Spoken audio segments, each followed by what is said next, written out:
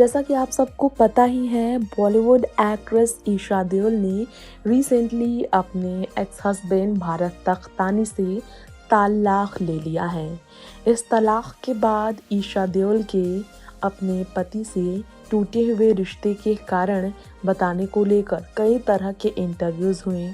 उन्होंने कई तरह से अपने पति के बारे में अपने दिल की बात बयां की, दर्द भी छलकाया, ये भी जानकारी दी कि उन्हें किस तरह की शिकायतें थी, भारत को ईशा से किस तरह की शिकायतें थी। लेकिन ईशा के तलाक से अलग बात करें उनकी मां हेमा मालिनी के बारे में, जो काफ़ी ट्रोल हुई हैं ईशा के तलाक पर।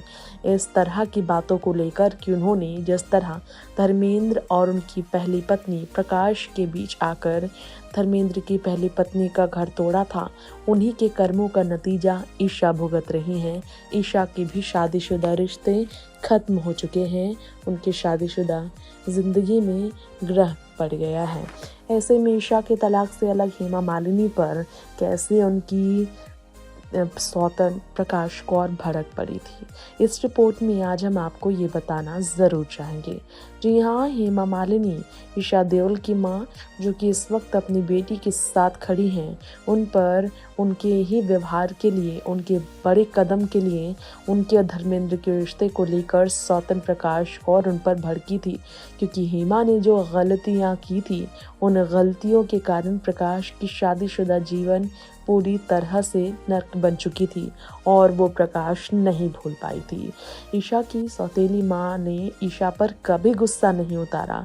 ईशा जब भी उनसे मिली तो उन पर प्यार ही लुटाया, लेकिन हेमा से उन्हें इतनी ज़्यादा नफरत रही कि उन्होंने एक इंटरव्यू में कहा कि हेमा मालिनी बहुत खूबसूरत है। अगर उनके पति की जगह कोई और शख्स भी होता तो हेमा की खूबसूरती के आगे मुझे शायद ही देखता, ये कहना था प्रकाश कौर का। हालांकि हेमा मालिनी को वो माफ़ नहीं कर सकती। जी हाँ, उन्होंने कहा कि हेमा मालिनी को वो समझ सकती हैं, वो जिस तरह की चीज़ों से गुजर रही हैं वो समझ सकती हैं।